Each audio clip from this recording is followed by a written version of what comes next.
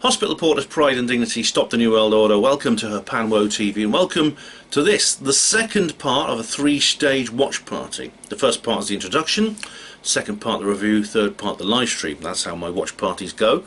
So this is the second part. The live stream will follow soon after, and of course the film I'm reviewing in this particular watch party is The Fourth Kind. This is The Fourth Kind. It is a 2009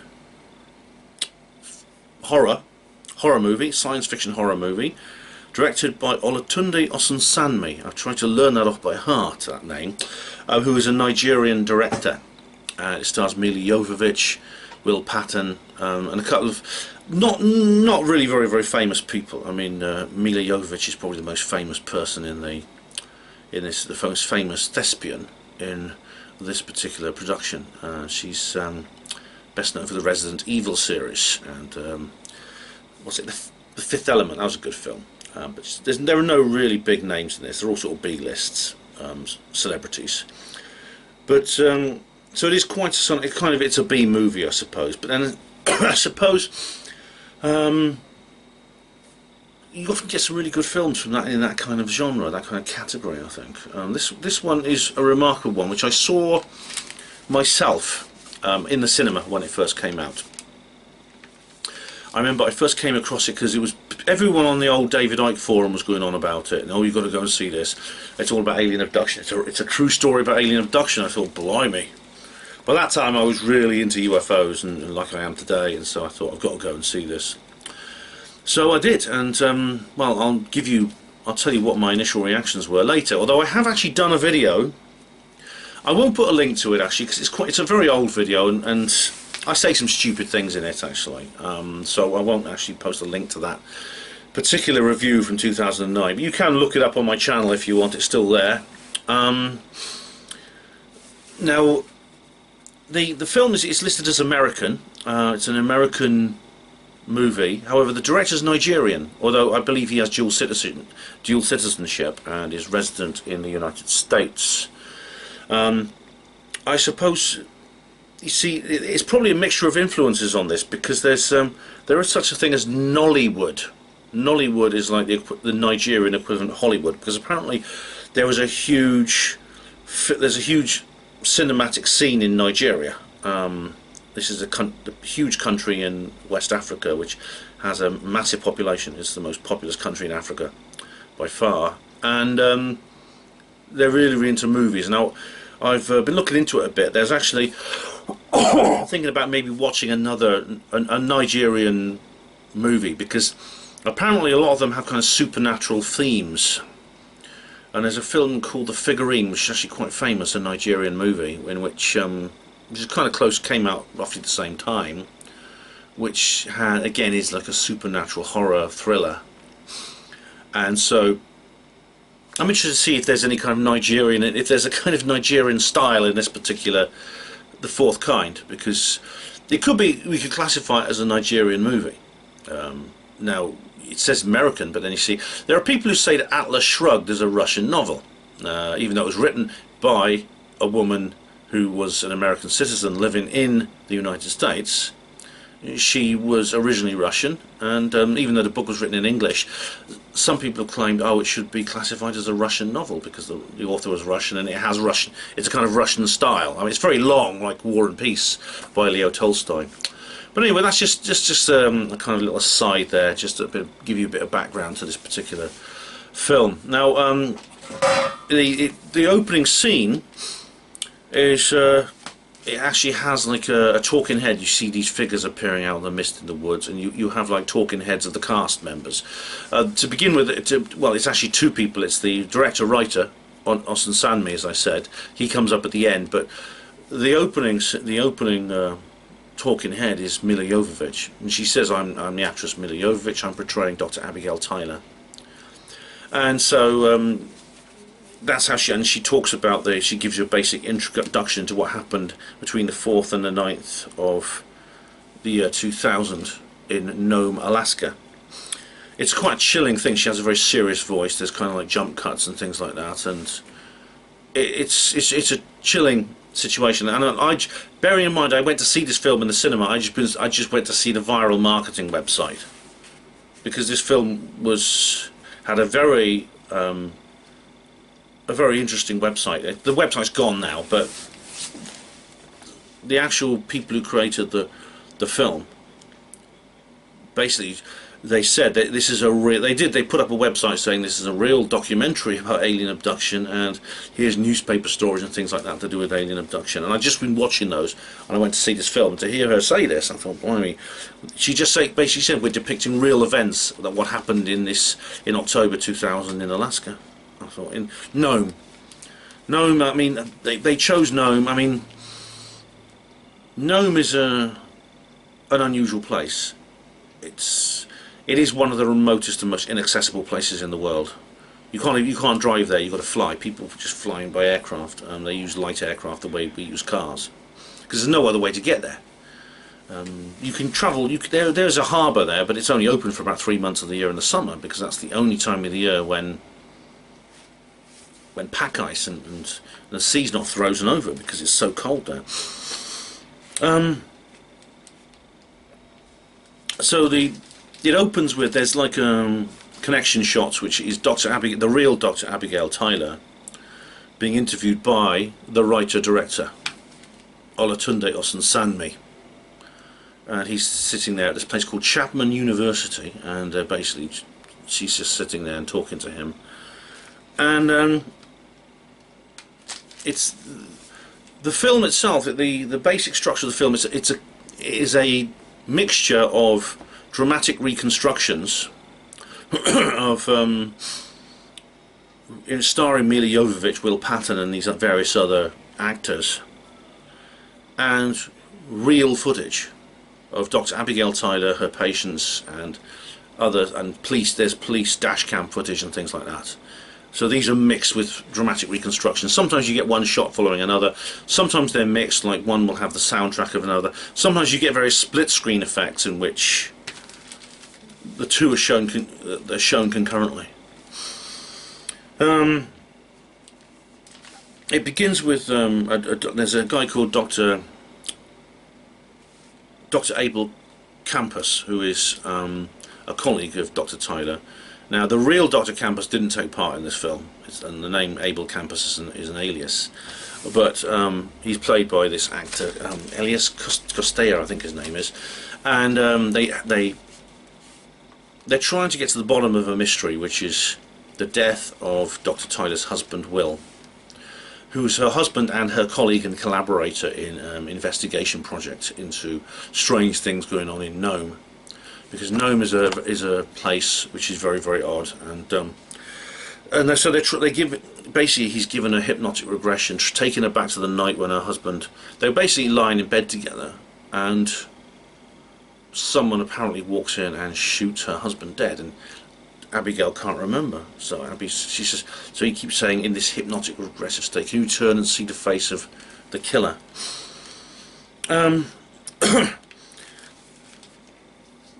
I should just say there are some fake shots of Nome. Now, Nome is, you see for example, there are aerial shots of mountains and forests and snowy mountains. These beautiful mountain scenery you get in much of North America. Nome is not like that. Nome is actually on flat land where there are no trees, because it's tundra. It's too cold for trees. So you just have bushes, and there are bushes and moss and things like that. There's not even any grass. And most of the year there's a permafrost, and most of the year it's all covered by snow and ice. So what happens is the project that Dr. Tyler is working on with her husband is that multiple patients, she's like the town's psychologist, and multiple patients of hers keep, multiple patients, more than one, keep coming to her with the same story.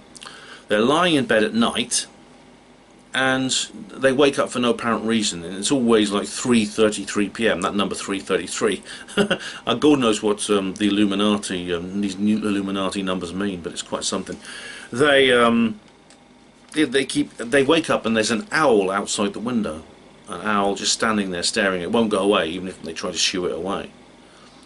Now, we're talking obviously here about alien abduction. Anyone who's looked into this, who's read books on it, will know that an owl is a screen memory of alien abduction. They look a bit similar to the Greys, and it is some kind of screen memory. And so basically, Abigail Tyler is trying to get to the bottom of this and trying to explain why so many people in Nome appear to be having this weird experience where they wake up and they see an owl, and then after that they report seeing something they can't even talk about. It's so frightening, but they go into like a seizure. They start panicking and jumping all over the room, and then eventually they like have seizures. It's so terrifying. And this is what Abby's trying to get to the bottom of, and this is what she and her husband were working on. And you see actually that Abigail Tyler, she's reading a book on alien. She's reading a book which her husband left her, and it's a book about ancient Sumeria of all things, and she's trying to get to the bottom of it. So, and the funny thing is, whenever on the real footage, when this is going on the real footage from 2000, which is filmed on an amateur camera on a tripod, a bit like the one I'm using, by Dr. Tyler when she records her hypnotic sessions, there's always kind of like interference appears whenever the subject is seeing something unusual.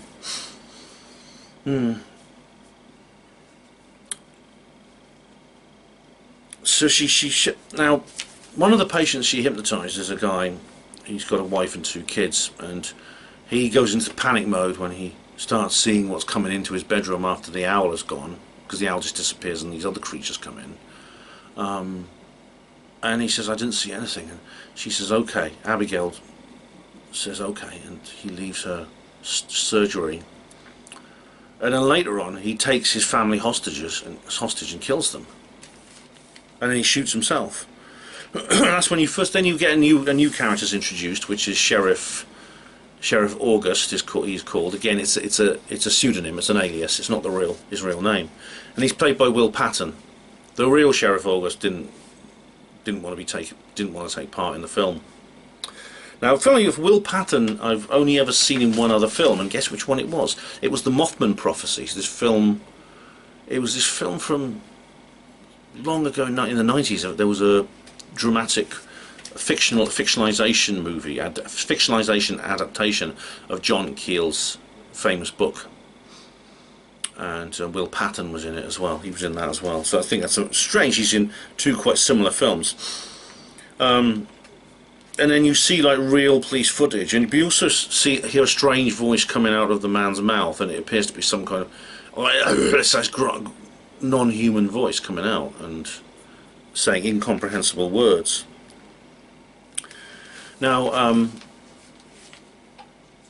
Dr. Tyler is interviewed by Sheriff August after this happened, not as a suspect but as a witness, but he immediately starts implying that she's to blame, because he says, like, the last person he saw before he went home and killed his family was you. You hypnotized him. Did you do something that made him do this? Now, this is pretty much his manner. Now, the sheriff actually is interesting, because I think anyone watching this will wonder, does he know more than he's saying? And there's several other occasions, there's several other scenes where he appears where I find myself asking that question, because of his manner, because of his behaviour, because of what he says, and because of the fact he changes his stories on occasions and he denies evidence. Does he know more about what's going on than he's saying? Because Abby just says to him, look, she says, there are unsolved deaths, there are missing people in Nome, and I'm trying to get to the bottom of it. She defends herself, and she said, I didn't do anything to hurt him, I didn't put any ideas in his head with my hypnotic regression. And there's an argument between him, and he gets really aggressive. The sheriff is really aggressive. I mean, in several scenes in the film, he behaves in a completely improper manner for a police officer. So, how much does he know? I mean, this is not revealed in the film, but you've got to ask yourself how much you know, how much he knows. The real Sheriff August, under his real name, refused to have anything to do with the film. Now, Abel Campos is very supportive of Abby, his close friend and colleague. He tries to talk her out, because both the sheriff and he try to persuade Abby to stop doing her research. Now, Abel does it because he's concerned for her health. He says, this is something that's obsessing you and is doing you a lot of harm. You need to let it go. Stop this. Take a sabbatical, which means just take a break from it. Meaning he's hoping she'll give it up. Sheriff August wants her to stop because he says it's doing harm to people. People who are involved in this research are like going crazy, like this guy did with the gun and shoot people. That might not be his real reason, of course, though. But Abigail says, no, I've got to keep going. I've got to keep going. So she hypnotizes another one of her patients with Abel supervising. He's in the room there too. She's a lot more careful this time. And she makes sure, she also calls the sheriff and tells her what he's doing when he goes home. And again, this other patient, his name's Scott. He sees the owl, and then he has a seizure. It's like this. He starts screaming as soon as she asks, what else do you see? Because the door to his bedroom opens, and she says, what's coming in through the door? And obviously it's the aliens. That's what the implication is. But then he starts screaming. He has a seizure. And all the patients do this, and then he starts crying and he's trembling. It's pretty clear that Scott is horribly traumatized by what he experienced, and he can't even talk about it. Just like, I mean, he doesn't go home and kill his family like the other guy did, but he still goes home with his wife, and that's when she keeps the sheriff posted with this time. Now, funny enough, Abel is a skeptic. He says, look, she says, look, this is weird that this. She says, Abby was saying to him, does this remind you of anything to do with alien abduction? And he says, nah, there's no such thing. He's a complete skeptic, and he goes, oh, it's just hypnagogic stuff. We've got to deal with facts here. It's all in the head. You know, the usual skeptic thing. But then Abigail's secretary comes in, and because she's been transcribing the dictaphone. Abby does the evening before, she was making notes on a dictaphone, which her secretary then types up. She got this woman working for a secretary receptionist, and you hear Abigail, then they play the audio of the real Abigail Tyler. The evening before, it was just Mila Jovovich doing the reconstructed footage, but then the real Abigail Tyler starts speaking, and suddenly she stops, and then she screams in horror, and this is real audio, and then you hear weird voices, these weird voices again speaking a strange language. And of course, in the reconstructed scene, the Mila Jovovich's Abigail Tyler is looking in horror, saying, "That's not me. I don't remember it. I don't remember it."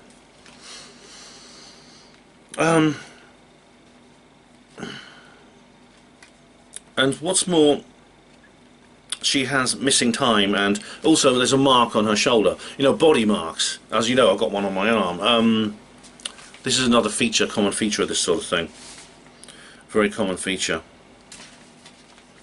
And what's more, there are scratches on the floor made by her nails. Now, you don't find out whether her nails are ripped or torn or anything, but it's like she's been dragged out of the room, and she's got her nails make marks on the floor. She tries to get a grip to stop herself being taken by whatever comes into the room. Really scary stuff, you know, it's disturbing stuff.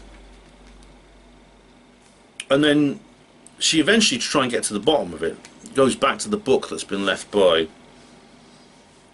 her husband, and it has a little bookmark in saying call with a phone number on it, which is obviously the phone number of this guy, the author is someone called Dr. Awolowo Odusamni.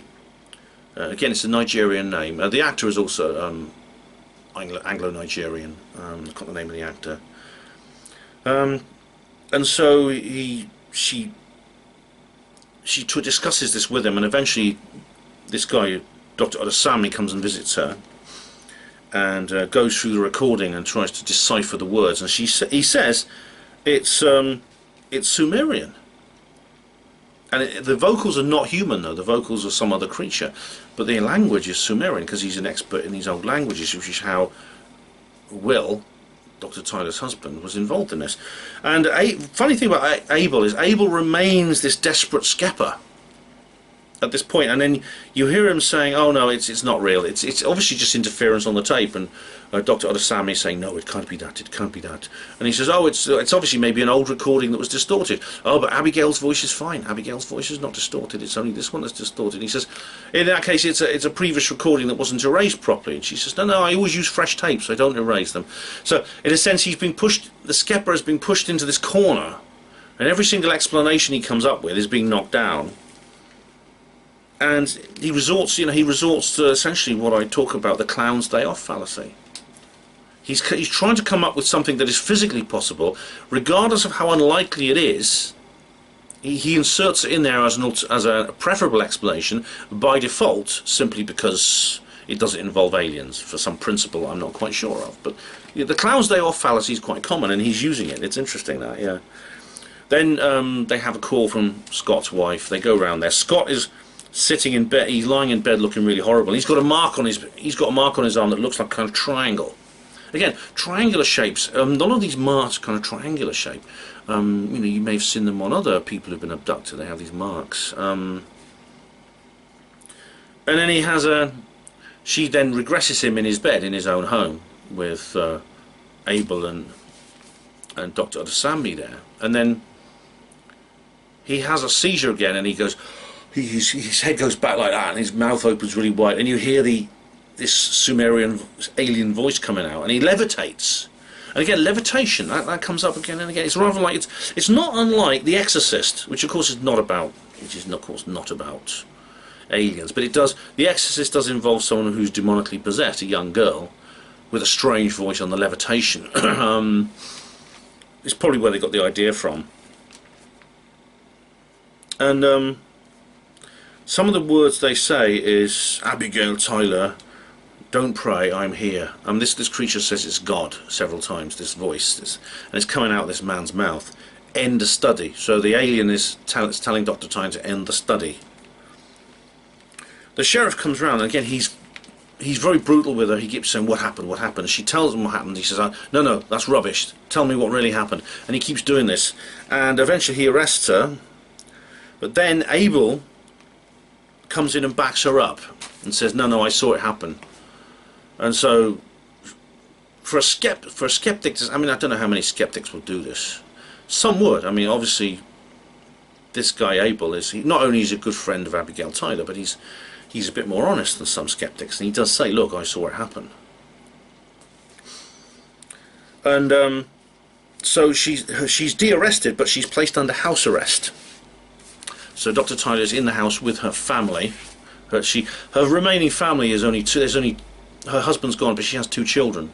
A son called Ronnie, who's probably I'd say about 11, 12 years old, and a daughter called Ashley, who's probably 3 or 4 years younger.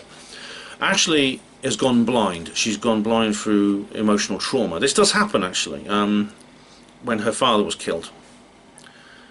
This is set maybe a year or so after the father was killed. Now, blind, these things happen. Now, I knew somebody actually who went deaf for a week after her mother died.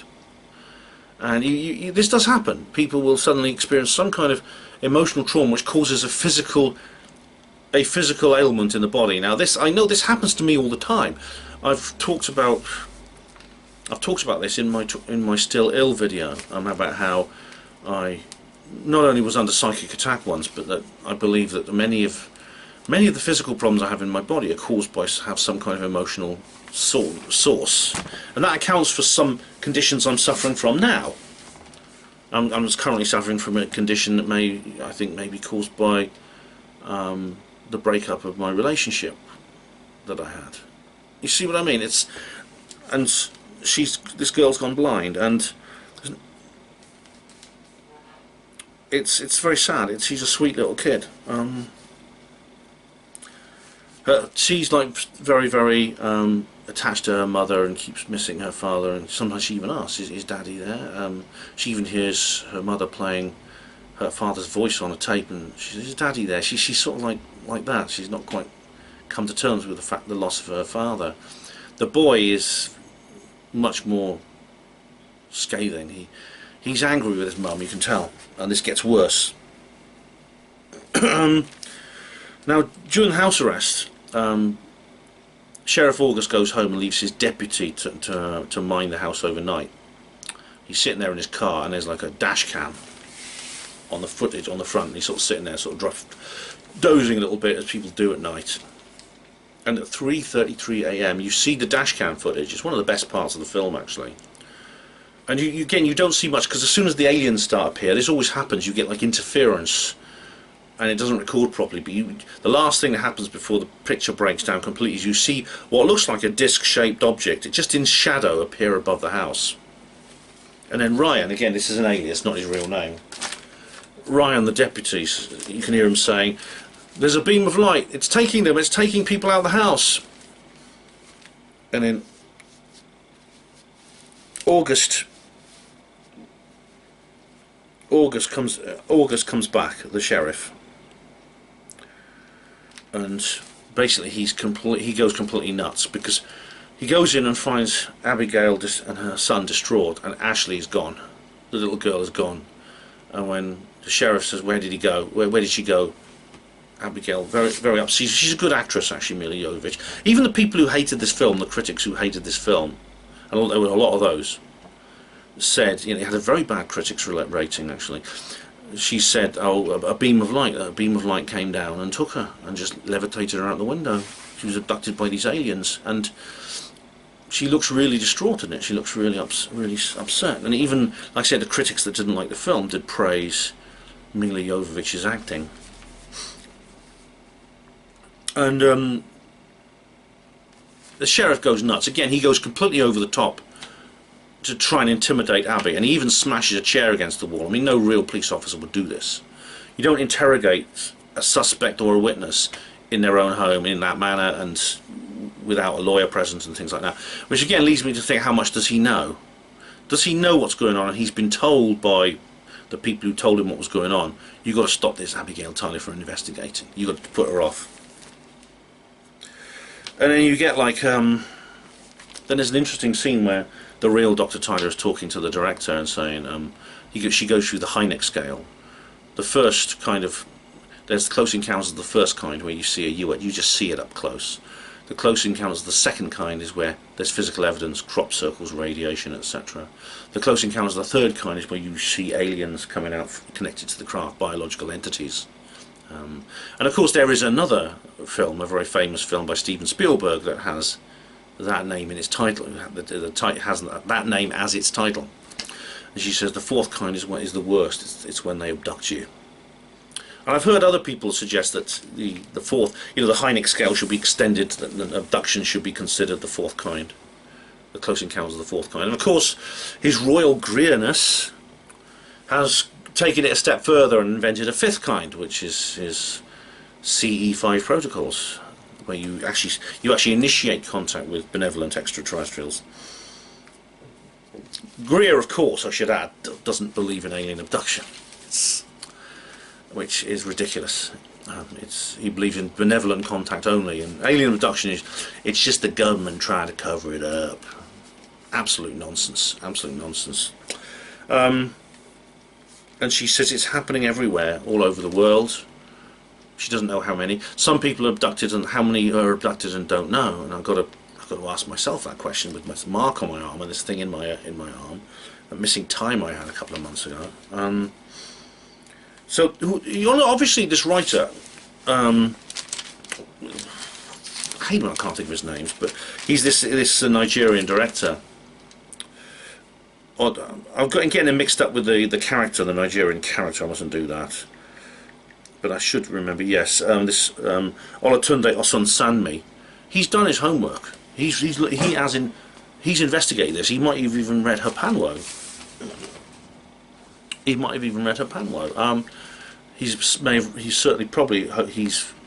maybe looked at some of the specialist literature on alien abduction, because he's done his homework. And of course, what's interesting about when Sheriff August, he's trying to suppress evidence. Like when Abigail's being interrogated by this guy, she says, "Bring Deputy Ryan in here." and let me see, you got camera footage, let me see it. And Sheriff knows, no, no, and that's when he smashes the chair against the wall. Again, the kids are taking it at 3:33 a.m. He denies. He says no. He will not bring. He will not bring his deputy into the room to confirm, because the deputy saw everything. He witnessed the abduction. He sends the deputy home, and then and when the deputy, you see another scene where Dr. Tyler's not present, and Ryan is saying, "Sheriff, you won't believe what I see. You never saw nothing. You never saw nothing." He's aggressively trying to silence his deputy. You know, this guy knows stuff. And then there's this horrible scene where he says, "Where's Ashley? Where's Ashley? Come on!" And Abby says, the aliens took her in a beam of light." She says, "That's bullshit. Come on, tell us, where is she? Where is she? Where is she? What have you done with her?" And then on top of this, he suddenly starts.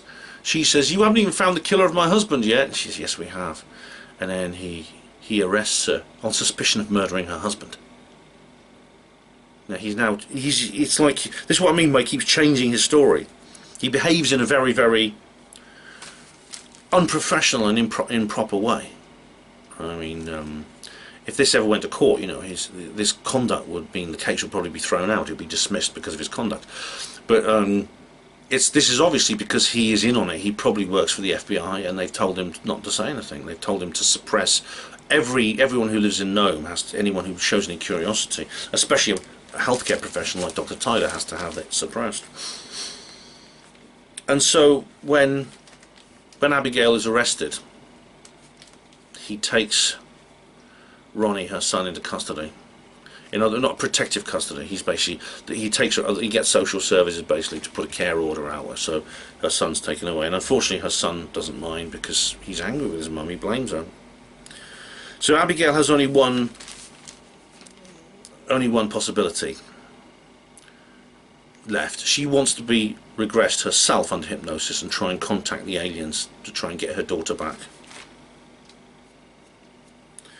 And the real Dr. Tyler does this very, very heartfelt speech where she's crying and things like that. Abel is very reluctant to do this, but Samney agrees, and eventually Abel changes his mind. And they do this regression, and Abby, it turns out, is seeing the same thing as everyone else. She's the owl at 3 a.m. and then the aliens. And then the thing is that the aliens are what happens is it's all like distorted images. You get this like first-person POV kind of look around where you see her head and there's the camera, and then the door opens and you just see black shadows and you hear the alien voice. And you see, I've said this before about Jacob's Ladder. The fact that all you see is very brief sub-second shots of these black shadows coming into the room. That is far more scarier. That's a double positive, a double superlative. Sorry, that's far scarier than. That's far scarier than actually if you saw a very, very explicit shot of a real, really alien in all this detail. Good, like I said in Jacob's Ladder, good horror fiction comes from knowing how people's mind works and what scares them in their mind, and which means you know what not to show them, and you know how to let their mind fill in the blanks. And I try to do this as a writer myself. I try to do this myself, not to explain too much. Make it an interactive experience with your reader or viewer. And they do. This guy, Samney, not Oddus Samney, Osun Sanmi. They're both very similar names, both Nigerian. Osun Sanmi knows very well. He's pretty good at doing this. This is his first major production, actually. So he's done a damn good job. And then you see a very disturbing image. There's a very disturbing, very, very brief scene of Abigail on board the spaceship. And you don't see much. It's close-ups of her head and shoulders. She's clearly naked. There's a strange device, strange machine, metallic machine that looks like an egg beater, which comes down onto her shoulder, and you hear her scream in pain. Probably they're putting in an implant or something. And then you see another. It's not too explicit. I mean, this is not designed to be an adult film, but you see like her feet on either side, and there's a shot going up between her legs, and there's a lot of whiteout, so you don't see everything. But this is clearly implies that the aliens are doing something reproductive to her. They have some kind of procedure involving her genitals. And again, that is something that is common in alien abduction research, and this director knows that, and he's done his research. And then you flick back to the actual, the scene then changes to the regression, and Abigail, firstly she opens her mouth and the alien voice comes out, and then she levitates too, and you hear the alien voice saying, among other things, the child never returned. And then afterwards she's in session again. The real Abigail Tyler is talking to the director, and she says, at that moment all three of us, Abel, Odosami and myself, were all abducted, and we have no memory. We were all abducted by the aliens. Although this is not shown. This is not shown. And the director asks, is this thing God? Because the Sumerians believed in the Anunnaki, and they were like the gods, like the Nephilim. And she says, no, it pretends to be God, but it's evil. It's something bad. It can pretend to be God, but it's not. And then you see her lying in a hospital bed. Then you go back to the regression, and you see her lying in a hospital bed with a neck brace on. It's pretty clear she suffered a spinal injury. Now the other guy, Scott, he also suffered a cervical spinal injury as a result of this seizure and the levitation. What happened is, it appears this seizure was so violent when it took over their body and caused such terrible muscle spasms that it actually did damage to the spine. It actually caused a back injury. And so, like all people's spinal injury, she's lying with a neck brace in bed, and then the sheriff comes in, and he's like, again, this guy is just so dishonest. He then changes his story again, and he tells her, we found out what happened to your husband. He shows her a photograph, which again a real policeman would never do, of her husband with a bullet wound in the side of his head, and says this was actually self-inflicted. It was a suicide. He shot himself. Again, this is and Abigail says that's impossible. I'm a psychologist. I would have known if he was suicidal. And then, of course, if it was real, the police would have worked that out very quickly, because they got the murder weapon, which is a pistol. Does it have his fingerprints on it? Does it have his DNA on it, or does it have the assailant's DNA? Things like that. Was his the only DNA in the bed? In which case, you see. So again, this is a cover story. It's pretty clear that this guy is attacking Abigail Tyler even when she's lying in a hospital bed with a broken neck. And unfortunately, at that point, Abel Campos cucks. Abigail looks at him and says, she can't move her head, but she looks at him like that and says, tell him you saw everything, tell him it's true. And he goes like that. He betrays her. And eventually this messes with her head so much that when she's the next shot is the real Dr. Tyler in session with the director, and she says, yeah, she says Will did shoot himself, although of course this is implausible, and Ashley's still missing, and the real Dr. Tyler is incredibly distraught, again crying, as any parent would be if their child goes missing. It's really quite upsetting. And then the shot from Chatham University widens out, and you can see that Dr. Tyler is in a wheelchair. She suffered permanent spinal injuries, or long-term spinal injuries. And then you go to the credits. Now the credits, in a way, are the most interesting part of the film, because you have this has been hinted at several times, but they said since the 1960s there's this caption that says, since the 1960s, the town of Nome, Alaska has been visited over 2,000 times by the FBI, which is extraordinary when you consider its population and its isolation. Why are the FBI so interested in the place? They said it's second only to Anchorage. Now Anchorage is the capital, or I think Juneau is the capital, but Anchorage is the largest city, and it's much bigger. So, and they said it's only a few less, or yeah, Anchorage is second. But it's like 635 times or something. So, 2,000 times in Nome, 635 visits in Anchorage. It doesn't make sense. And then it gives you some details about the real people in it.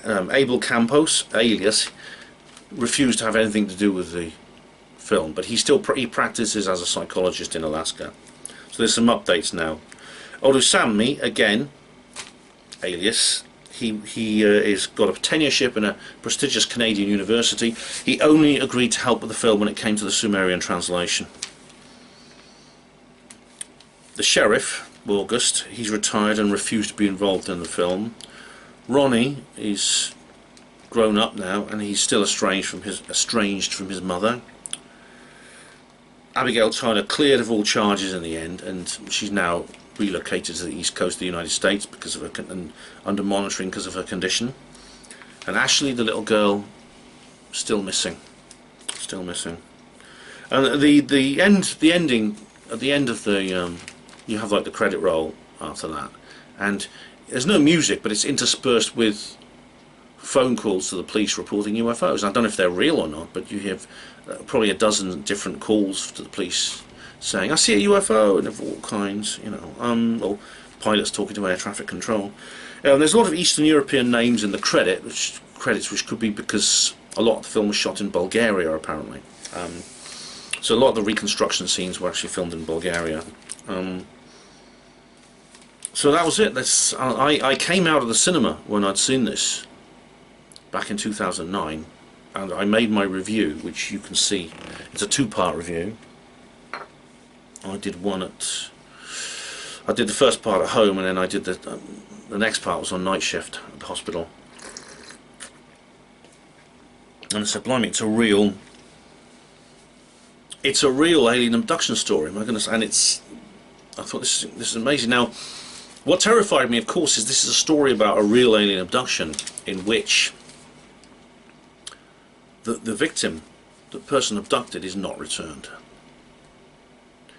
Now, that does happen. People disappear, and sometimes there's reason to believe aliens are involved. There's the missing 411 from David Paulides. In those cases, very often there was no real kind of cause mentioned, but sometimes you see things like there is sort of lights in the sky accompanying these disappearances. And in this case, this was a film about a real case, and I went home quite horrified by that. I went home. I was with Sue Stain, my partner. We had a very. We went to the after we came out of the cinema. We went straight into the pub next door, and we had like a very shaky-handed drink. Yeah. And so then I went home, and I googled it, and I went to the Wikipedia page came up, and guess what? This is the spoiler I've been trying to avoid. It's not a documentary. It's a docudrama. And at the time it was so vivid that as you know from if you've watched my review, my contemporary review, I started thinking maybe the story that it was just a docudrama is actually part of the cover-up. It actually was originally released as a documentary, and then later on someone said, "Oh my God, no, you can't do this. Put it, backfill some kind of piece of disinformation saying that it's no, it was just a docudrama." Because the cover, the people, but the Truth Embargo, they do. It's been known they do things like this. I mean, what was the alien autopsy if it wasn't that? As I explained before. But then I looked after a while. After I did that review, I looked at it a bit more in more detail, and I found out that all the people who appear in the so-called real footage are actors. Now, the principal one is the real Dr. Abigail Tyler. The real Dr. Abigail Tyler is played by. It's credited in the film as Nome Residence, and you see the name Charlotte Milchard. And so as soon as I got wind of this information, I went and I looked up Charlotte Milchard, and yes, she is an actress. She's a British actress. She's not that well known. I mean, she's best known for the stage work. She's been in only a handful of movies, including this one, and that's probably why they used her for the. That's probably why they used her for the so-called real footage, and indeed, she probably wouldn't be able. She'd become quite famous, more famous because of this film, and she probably wouldn't be able to be used again. But Charlotte Milchard has appeared in a couple of other movies. She was in this another psychological horror film, quite a terrifying one actually, called It's an independent film called Mind Flesh, and you can watch it on YouTube. It's actually sub-feature. It's about an hour and 10 minutes, and I watched that with interest because I thought I might recognise her. Now, it's a bit, actually, she does appear in it, but it's actually a little bit difficult to study her face in that particular role, and if you watch it you'll know exactly what I mean. But then she's in this other film called Scott and Sid, which I did watch a few clips from, and she plays a supporting role in that, and it is very obviously the same woman you see in the Chapman University so-called real Dr. Tyler interview. So yes, it is a docudrama. It's not real. It's like War of the Worlds. It's completely fictional. And what's more, the website, the so-called real website, and indeed the producers put up a website that looked kind of real. It's a bit like do you remember that they did something similar for the 2012 film? Well, they didn't pretend it was real, but they had this website called the Institute for Human Continuation or something like that. It was a very Sony Pictures, the people who produced the 2012 Roland Emmerich shite. It was an awful film. They put up again a viral marketing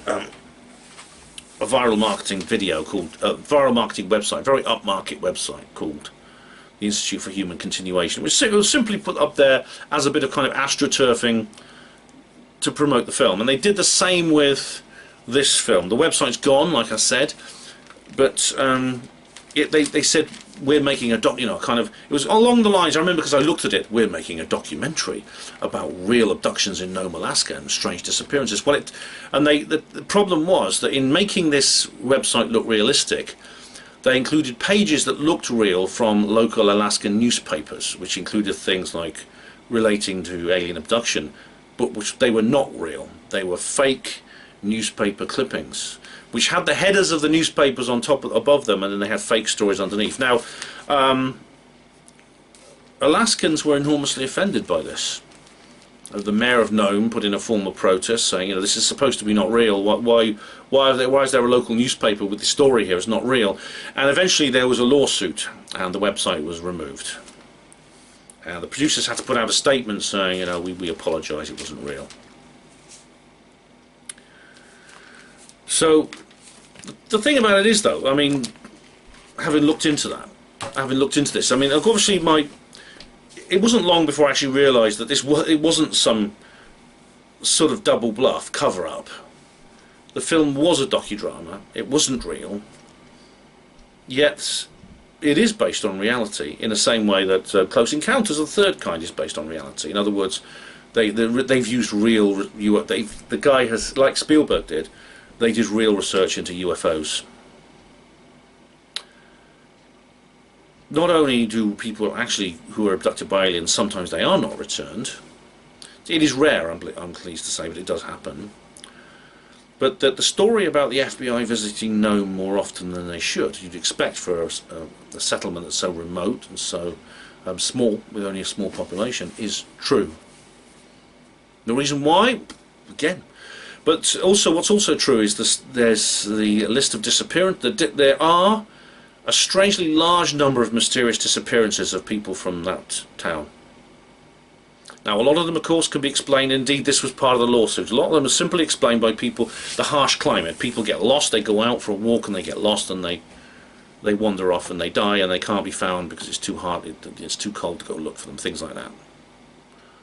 But I don't know how many of you watch Bedtime Stories.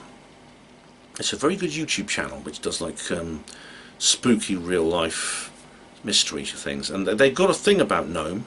They've done a little video about Nome. It mentions the fourth kind, but it also mentions that people do go missing in not just in explicable circumstances, but in mysterious circumstances. You'll see someone goes for a drive, and later on their car is just found empty, and there's no sign of the person.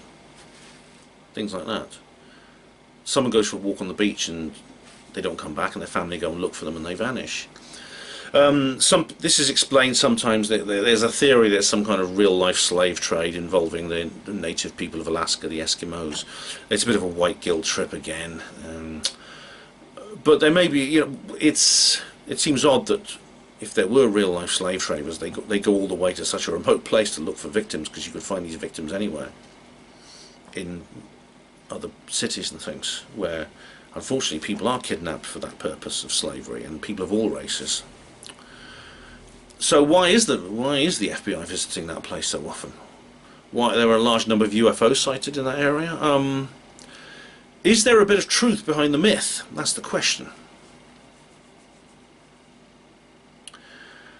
And of course the next step in this particular watch party, and the answer to that question, is there truth behind the myth, can only take place in the live stream which is to follow. Part 3 of this 3-part watch party series about the fourth kind. Thank you for watching Hapanwo TV. Hospital Port as Pride and Dignity. Stop the New World Order.